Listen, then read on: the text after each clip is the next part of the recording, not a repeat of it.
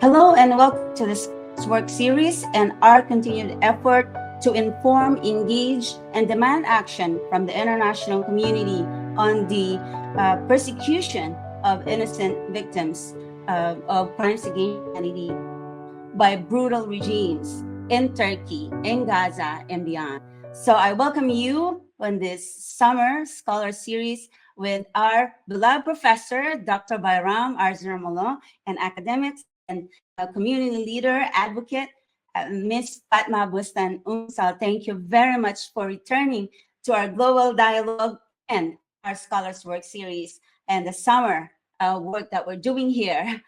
So, Dr. Bayram, first, thank you very much for returning. You are our amazing professor uh, that you've been working on this, informing our international community, our students, our professors, and I know that they are in the summer, but it's still very important that we continue our work. So, welcome and thank you so much, Dr. Bayram. Thank you very much, Merjina, for inviting me to your program. We will do our best to enlighten your audience about how dangerous autocratic regimes are. So they should learn from our experience. They should not experience same ugly events themselves. This will be uh, our uh, actually gift to them. Thank you. Ms. Fatma Bostan Ünsal, you are a human rights organization leader and you're also an academic that working tirelessly. Your effort and your participation here and your contribution is really, really important. I thank you very much and I welcome you back fresh from the Global Dialogue for Justice. So thank you very much and welcome to the Scholars Work series. Thank you. It's a pleasure, actually. So, Dr. Baram, let's get started. You know that we have so much work, and we've been telling the international community about the situations in Turkey. Something that is it's really hard for us to keep repeating this. For 6 years now, we've been trying and we've been working very hard. And you have reports published, and since we started it in 20s, I think your report was in 2017. We started with our work in 2018 together. And then after that, you have more publications that followed. So it's up to you which one of these studies you would like to share with our students for the semester, which is in the United States. It'll be in August, the second or third week in August, and others are probably going to be different schedule. So, Dr. Baram, it's up to you, and I give you the floor. Basically, Merjina, all reports are important from the start to the end. They are follow-up reports, obviously. Uh, they back up one each other. So that's why I would obviously recommend them to read all of them.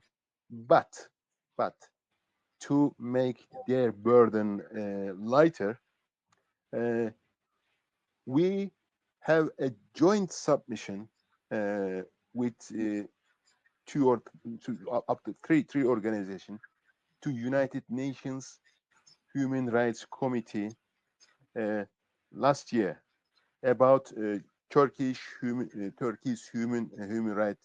rights situation uh, concerning the KHK victims, basically. So I might recommend your audience to read that report. That that is actually 30, 40 pages report in English. Uh, that report is prepared in reference to Universal Declaration of Human Rights, uh, International Convention on Political and Social Rights, International Convention on probably Civil Rights, International Convention on Child Rights, United Nations Convention on Child Rights, this and that. So it is a bit concise report. So in a sense, it's a brief report of what is happening, what had been happening, what had been happening in Turkey. So in the reference list, if they would like to actually improve their knowledge, if they want to go into details of the reports or some other reports, in the reference list there is quite a good amount of reference papers coming from several human rights organizations, some from United States Department of State reports, human rights section, obviously, some from European communities, some from United Nations, some from some other organizations such as Amnesty International, Amnesty International, yes, Human Rights Watch, an American human rights organizations, as probably many of your audience will know, and some other human rights organizations working inside Turkey, this and that. So they will have a good idea of what is happening, what was happening in Turkey, and when authoritarian regimes gain power, when authoritarian leaders gain power, what they are likely to do.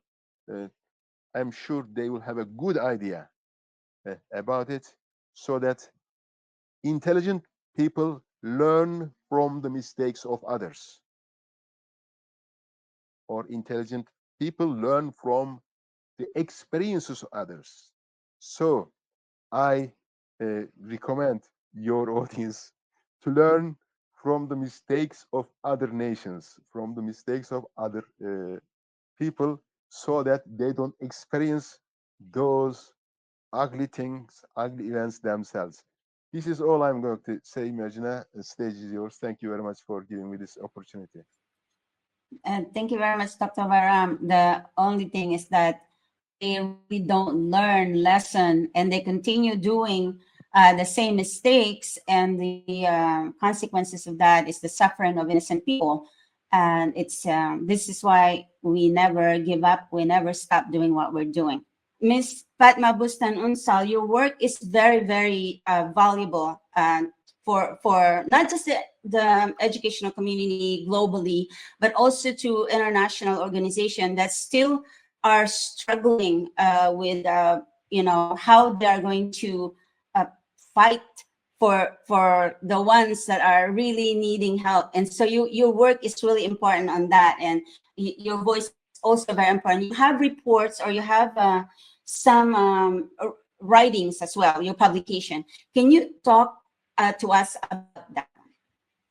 Um, I haven't written academic papers, but as a human rights organization leader, we have released a press release daily. So, in Turkey, there are many mayors or city council members are now in the jail.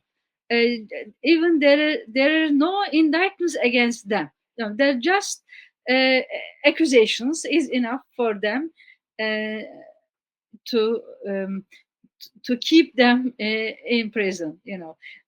For example, Istanbul, the biggest city throughout the world, but the mayor of Istanbul now is in the prison, has been prison for almost 150 days. So the other mayors, and also there are some journalists who they are releasing the news on that, also easily kept in prison. And also there are some people who are students who made demonstrations against this injustice, now are in prison. So we daily public release on these issues, and also we daily send tweets on that. Nowadays I am busy with that, not scientific academic articles, just the daily things.